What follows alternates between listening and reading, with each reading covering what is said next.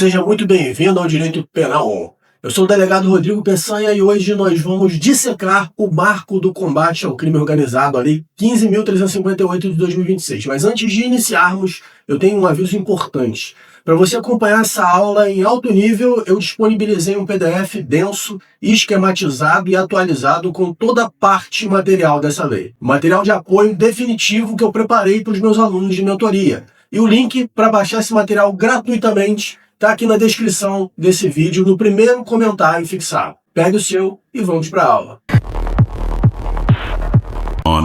Nós vamos iniciar o estudo dos tipos penais, dos novos tipos penais, começando por esse aí que está no artigo 2º, que está na tela para vocês, que é o crime de domínio social estruturado. Então nós fomos lá no parágrafo 2º desse mesmo artigo 2º para entendermos o conceito de organização criminosa ultraviolenta. Agora, o caput do artigo 2º vai nos trazer as condutas que, quando praticadas por organização criminosa ultraviolenta, milícia privada ou organização paramilitar, vão configurar esse crime de domínio social estruturado. Vamos ler aí o tipo penal. Constitui crime independentemente das razões, de suas razões ou motivações. Olha, presta atenção nisso. O legislador aqui vai excluir o dolo específico. Ele vai dizer que constitui crime independentemente de suas razões ou motivações a prática por integrante de organização criminosa ultraviolenta, grupo paramilitar ou milícia privada, nos termos do parágrafo 2º deste artigo, de qualquer das seguintes condutas. Então, a prática dessas condutas serão consideradas crime de domínio social estruturado. Nós vimos que para ser organização criminosa ultraviolenta é preciso que haja um especial fim de agir, que é a imposição de controle social, a intimidação de populações ou autoridades e o ataque a serviços, infraestrutura ou equipamentos essenciais. Então, prestem atenção. Essa lei aqui é nova, mas a gente pode fazer um raciocínio.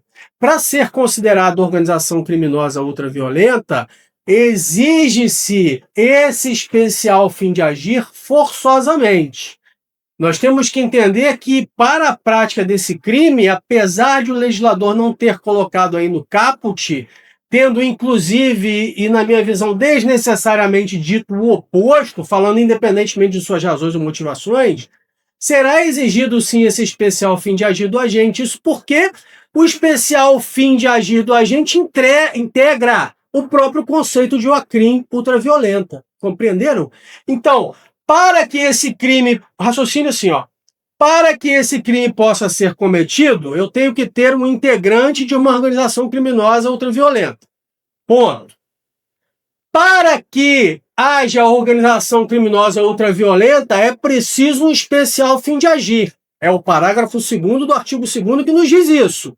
Tem que ter imposição de controle social, intimidação de autoridades, ataque a serviços, infraestrutura ou equipamentos essenciais. Vamos no raciocínio. Para que o crime de domínio social estruturado possa ser cometido, eu preciso de uma organização criminosa ultraviolenta, ou grupo paramilitar, ou milícia privada. Mas vamos falar da OCRIM ultraviolenta aqui. Para que eu tenha a OCRIM ultraviolenta, eu preciso do especial fim de agir, que está no parágrafo 2º do artigo 2º. Porém, no caput, o legislador desnecessariamente diz que o crime será cometido independentemente de suas razões ou motivações. Então, para que eu tenha esse crime, necessariamente eu tenho que ter o especial fim de agir, já que esse crime só pode ser cometido por OCRIM ultraviolenta. E para conceituar OCRIM ultraviolenta, eu preciso do especial fim de agir.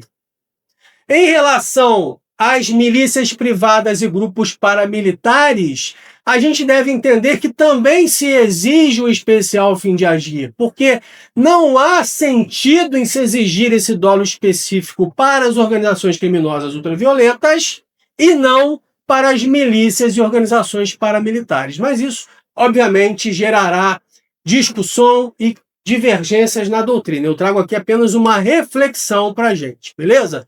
Vamos analisar aí os dois incisos iniciais do artigo 2º, que vão dizer o seguinte, utilizar violência ou grave ameaça para intimidar, coagir ou constranger a população ou agentes públicos com o propósito de impor ou exercer controle, o domínio ou a influência total ou parcial sobre áreas geográficas, comunidades ou territórios.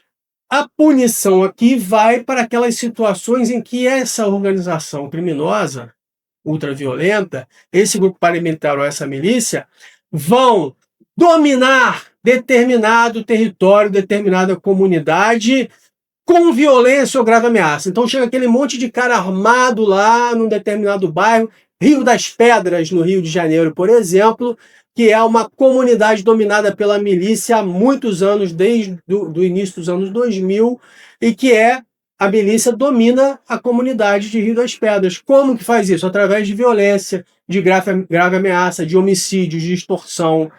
Então, o indivíduo é um comerciante, abre lá uma padaria e o cara passa para recolher dinheiro daquele comerciante, sob o pretexto de prestar segurança, mas se o comerciante não paga, ele sofre um atentado na sua padaria.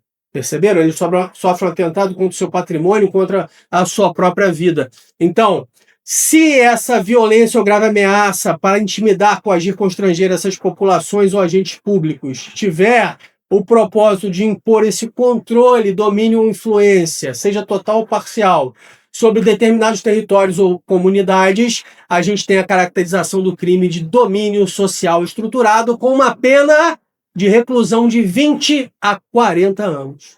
É um crime autônomo. O indivíduo responderá ainda pelos outros crimes que vier a cometer. Falaremos disso na sequência da aula. Agora, o inciso 2º diz o seguinte, comete também o crime de domínio social estruturado quem empregar ou ameaçar por meio da utilização de armas de fogo, explosivos, gases tóxicos, venenos, agentes biológicos, químicos ou nucleares, expondo a perigo à paz e à incolumidade pública. Aqui o legislador não usou o termo grave ameaça. O legislador se contentou com a mera ameaça de utilização de todos esses tipos e produtos aí, arma de fogo, explosivo, gás, agente biológico, químico, agente nuclear, veneno, desde que exponha a risco à paz ou à incolumidade pública. Então, trata-se de um crime de perigo abstrato, esse daqui. Porque é empregar ou ameaçar por meio da utilização de armas de fogo, gases tóxicos, venenos, etc., expondo a perigo a paz e a incolumidade pública. Crime, portanto, de perigo abstrato, mas que exige um risco concreto para a sua consecução. Vamos para mais um slide aí para analisarmos aí o inciso 3º e 4º do artigo 2º. Impedir, dificultar, obstruir ou criar embaraços à atuação das forças de segurança pública, à perseguição policial ou às operações de manutenção da ordem, mediante a colocação de barricadas, bloqueios, obstáculos físicos, incêndios, destruição de vias, uso de artefatos ou qualquer outro meio destinado a restringir o deslocamento, a visibilidade ou a ação policial. Então, vocês já viram as verdadeiras cenas de guerra no Rio de Janeiro, quando a polícia tenta entrar nessas comunidades dominadas por milícias, por grupos paramilitares, que têm bem menos, ou por organizações criminosas ultraviolentas, que são os donos, praticamente, dos territórios, de grandes áreas e regiões do estado do Rio de Janeiro, principalmente, mas em outros locais do Brasil também. Eu dou como exemplo o Rio porque é o exemplo mais comum, a gente vê isso o tempo todo na televisão. Então, determinadas ações, como, por exemplo, o projeto do Rio de Janeiro, lá, a Operação Barricada Zero, que foi iniciada em novembro de 2025, envolve custos elevadíssimos, com maquinário, mobilização policial, combustível. O governo do Rio investiu cerca de 11 milhões de reais só em equipamentos específicos, máquinas específicas, apenas para retiradas desses obstáculos, kits de demolição, ferramentas, né? Em apenas um mês, pessoal, essa Operação Barricada Zero do Rio retirou 6.000 toneladas. Eu estou falando de 6 toneladas, não estou falando de 6.000 toneladas de barricadas.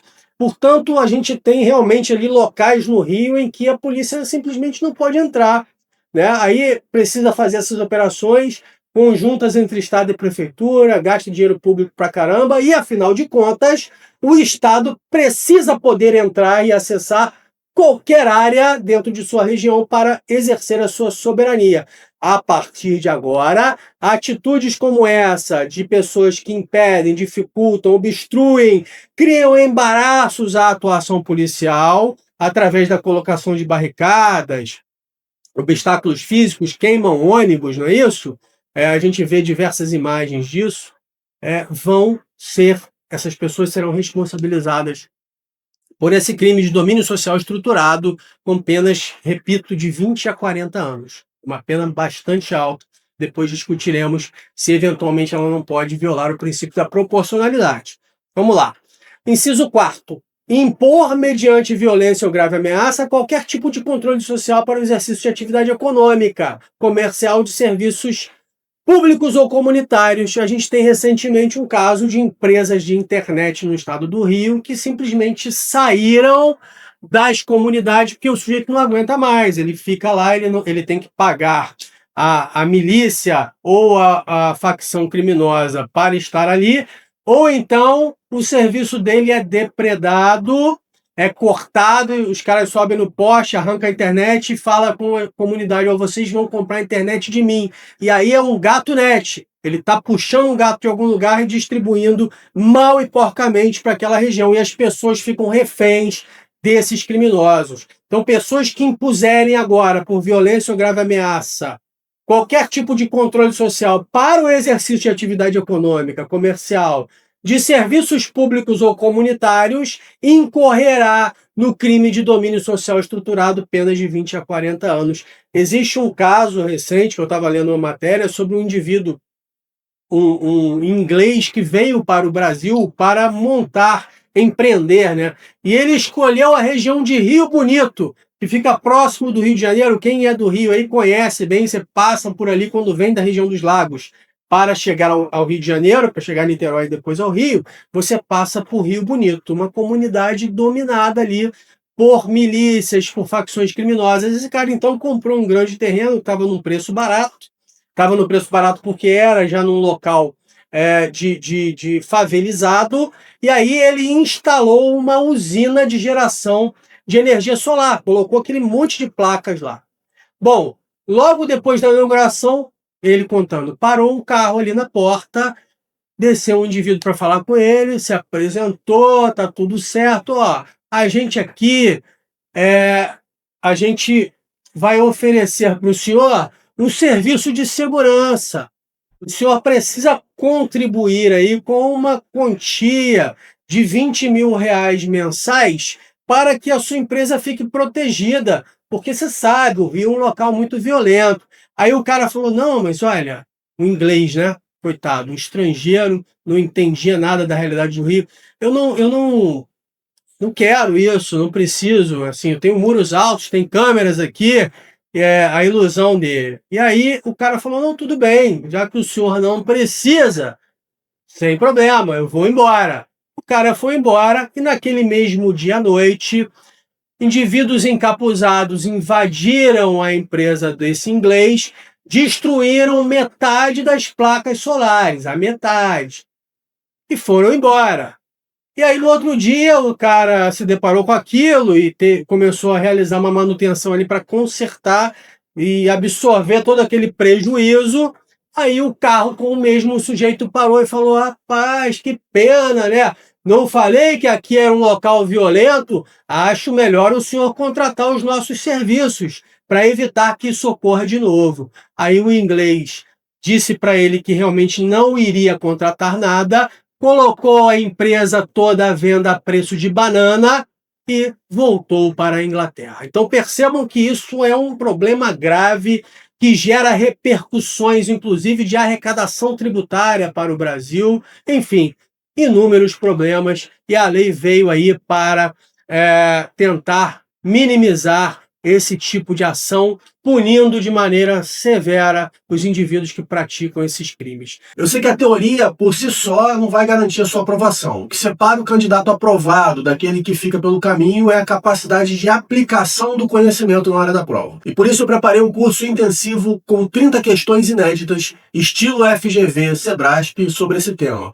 comentadas assertiva por assertiva, ponto por ponto, com fundamentação jurisprudencial, legal e doutrinária e foco nas pegadinhas de prova. É uma preparação cirúrgica por um investimento de apenas R$ 37,90, o preço de um lanche, mas com o valor de uma mentoria. O link para adquirir o curso também está aqui na descrição desse vídeo. Você já sabe, aqui no Direito Penal On, toda segunda-feira às 19 horas, eu tenho um encontro com você para a gente estudar uma lei penal especial. E agora nós estamos na série do Marco do Combate ao Crime Organizado. Te espero na próxima segunda.